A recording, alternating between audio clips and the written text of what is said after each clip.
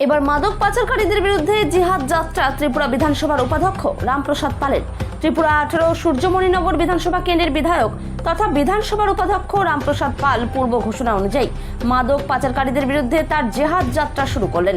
মাদকের কুপ্রভাব থেকে যুব সমাজকে মুক্ত করতে এবং তার নিজ 18 সূর্যমণিনগর বিধানসভা কেন্দ্রের সকল জনগণকে সচেতন করতে তিনি শুরু করলেন সচেতনতামূলক অভিযান। আগামী 10ই আগস্ট পর্যন্ত মাদকের বিরুদ্ধে এই সচেতনতামূলক অভিযান চলবে বলে তিনি সংবাদ মাধ্যমকে জানিয়েছেন। মাদক পাচারকারীদের বিরুদ্ধে এই সচেতনতামূলক পদযাত্রায় বিধানসভার উপাধ্যক্ষ রামপ্রসাদ পাল 18 সূর্যমণিনগর বিধানসভা কেন্দ্র এলাকার সকল বিজেপির দলীয় কর্মী সমর্থকদের সাথে রাস্তায় হেঁটেছেন। পাশাপাশি তিনি মাদক ব্যবসায়ী এবং মাদক পাচারকারীদের চূড়ান্ত হুঁশিয়ারি দিলেন এই সমাবেশের মাধ্যমে। সহযোগিতা করে বিভিন্ন ব্যবসার মাধ্যমে দোকানে রেখে ঘরে রেখে বিভিন্ন জায়গায় তারা একটা প্রভাব কাটিয়ে প্রভাবশালী মনে করে তারা এই কাজটি করছে। আমরা তাদেরকে চিহ্নিত করতে হবে, তাদেরকে চিহ্নিত করে তাদেরকে আমাদের আইনের আওতায় আনতে হবে, তাদেরকে আমরা সেই শাস্তির ব্যবস্থা করতে হবে।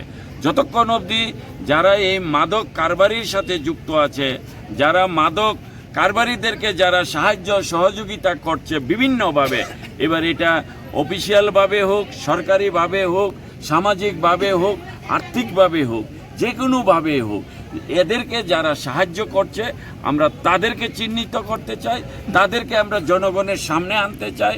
আমরা তাদের বিরুদ্ধে আমাদের এই যে পদযাত্রা আজকে হবে বা আমাদের যে পথসভা হচ্ছে, আমরা তাদেরকে এই এলাকা থেকে উচ্ছেদ করতে চাই, তাদেরকে আমরা শাস্তি দিয়ে এই এলাকাকে মাদক দ্রব্য নির্মূল করতে চাই। এটাই হচ্ছে আমাদের এই কার্যক্রম এবং আমরা সেটা প্রতিদিন আমরা প্রত্যেকটা পঞ্চায়েতে এই ধরনের পদযাত্রা আমরা এই সচেতন পদযাত্রা নাম দিয়ে, অর্থাৎ সম্পূর্ণ হচ্ছে জনগণকে সচেতন করা যে এই ব্যাপারে আমরা সিরিয়াস থাকতে হবে। সমাজের প্রতিটি ব্যক্তি সবাই মিলে এর বিরুদ্ধে আমাদের লড়াই করতে হবে, তবে আমরা এই মাদক এই যারা আমাদের সন্তানরা আসক্ত হচ্ছে তাদেরকে আমরা বাঁচাতে পারব। স্যার আরেকটা প্রশ্ন, আমাদের এই 18 সূর্যমণিনগর বিধানসভার এই এলাকার জনগণ এবং আমাদের এই সূর্যমণিনগর বিধানসভার যারা ভারতীয় জনতা পার্টি কার্যকর্তা নেতৃবৃন্দ, ওনারা সবাই মিলেই একটা সিদ্ধান্ত নিয়েছে যে আমাদের এই এলাকাকে যে কোনো মূল্যে হোক নেশামুক্ত করতে হবে। কারণ হচ্ছে এই নেশা একটা অভিশাপ, একটা ভয়ঙ্কর ব্যাধি এবং এই নেশার কারণে আমাদের এই সমাজের অনেক পরিবাররা ধ্বংস হচ্ছে। শুধু পরিবাররা ধ্বংস হচ্ছে না, যারা নেশায় আসক্ত হচ্ছে তারা যখন বুঝতে পারে যে না, এই নেশা আমার জীবন ধ্বংস করেছে, এই নেশা আমাকে পঙ্গু করেছে, এই নেশা আমার পরিবারকে শেষ করে দিয়েছে, কিন্তু তখন আর এই নেশায় আসক্ত যে হচ্ছে তার কাছে আর উপায় থাকে না। তখন সে বাঁচার জন্য অনেক চেষ্টা করে, অনেক চেষ্টা করার সত্ত্বেও সে বাঁচতে পারে না। অর্থাৎ এটা আমরা দেখছি প্রায় পরিবারের ঘরের মধ্যেই, এবং পরিবাররাও এই নেশায় আসক্ত সদস্যকে নিয়ে, ছেলে হোক, নিজের স্বামী হোক, ভাই হোক, যেই হোক, এই নেশায় আসক্ত হওয়ার পর পরিবারের মধ্যে একটা হতাশা এবং তার একটা যন্ত্রণার মধ্যে তাদের জীবনযাপন করতে হয়।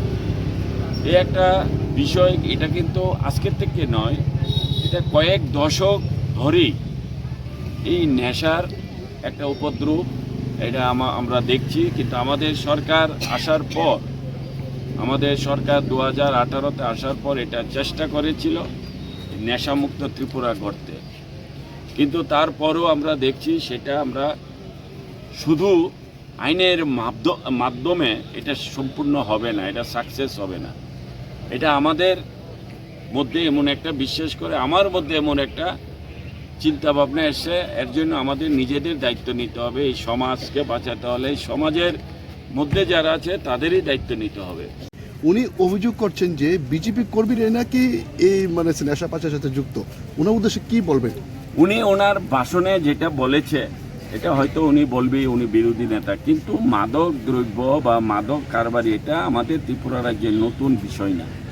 এটা বিগত দশক ধরে, আমি যেটা বলছি কমসে কম এটা একটা 40-50 বছর ধরে এটা এই দিনের পর দিন বাড়ছে।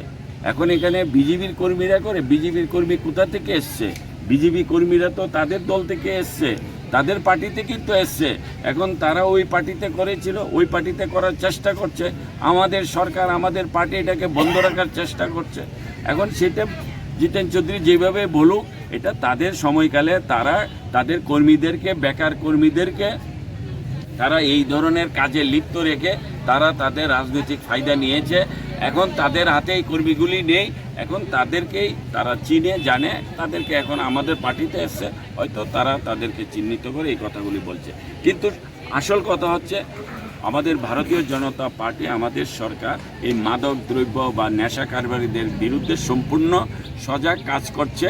এখন এই কাজটাকে আমাদের দরকার হবে, আমাদের প্রতিটি বিধানসভার মধ্যে জনগণকে আমাদের সচেতন করতে হবে। জনগণকে যদি আমরা সচেতন করতে পারি, কারণ এই মহাবেদী রোগটা কিন্তু জনগণের মধ্যে, এটা জনগণের দ্বারা হচ্ছে। জনগণের একটা অংশ তারা রাতারাতি কোটি কোটি টাকার মালিক হওয়ার যে একটা লালসা, সেই লালসার কারণে হচ্ছে। এখানে আমাদের কাজ করতে হবে, এটা আইনের মাধ্যমে সম্পূর্ণ করা যাবে না, এটা আমাদের জনগণ দায়িত্ব নিতে হবে। সেই বার্তাটা দিচ্ছি যে আপনারা সজাগ হন, আমি আপনাদের সাথে আছি। আমাদের যে কোনো মূল্য হোক আমাদের এই সমাজকে বাঁচাতে হবে। Thank you sir.